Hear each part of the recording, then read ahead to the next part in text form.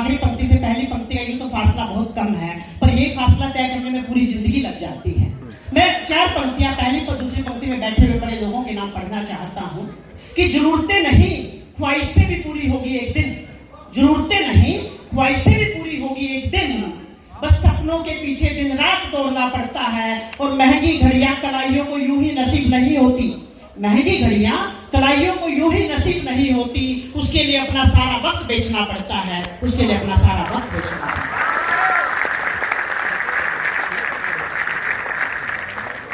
मैं सीधे सीधे अपनी औकात पर आता हूं। नहीं, दरअसल सर हम एक कैलकुलेटेड हंसी के दौर में जी रहे हैं। हम हंसने से पहले ये सोच रहे हैं कि कहां हंसने से फायदा होगा, कहां हंसने से फायदा नहीं होगा। मतलब मुझे याद है जीएम साहब ने चुटकुला सुनाया, जोक सुनाया, सभी एम्प्लॉय हंसे, एक नहीं हंसा। फिर उसने दूसरा जोक सुनाया, उस पर भी सभी हंसे, वही नहीं हंसा।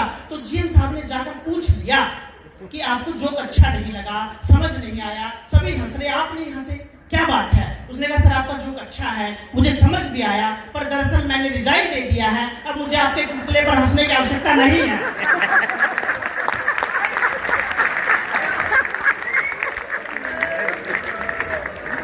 हम उस कैलकुलेटेड हंसी के दौर में जी रहे हैं।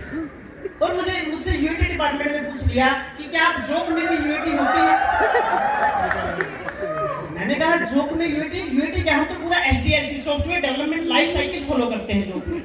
मैं आपको विस्तार से बताता हूं। दरअसल सबसे पहले जब कोई नया जोक लिखा जाता है तो सबसे पहले रिक्वायरमेंट एनालिसिस होता है कि किस टारगेट ऑडियंस पर, किस एज ग्रुप पर जोक लिखा जा रहा है।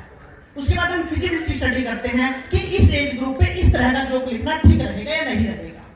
उसके बाद स्क्रिप्ट राइटिंग होती है, कोडिंग होती है, लाइन बाय लाइन जोक लिखा जाता है, कोमा फुल स्टॉप सबका ध्यान रखा जाता है।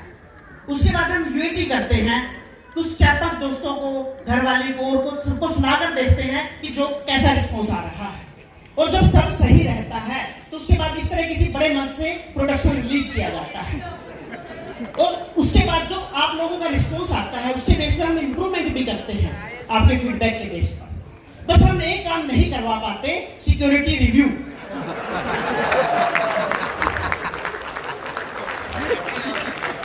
नहीं सर, दरअसल हम सिक्योरिटी रिव्यू इसलिए नहीं करवा पाते क्योंकि हमें जोक समय पर रिलीज करना होता है।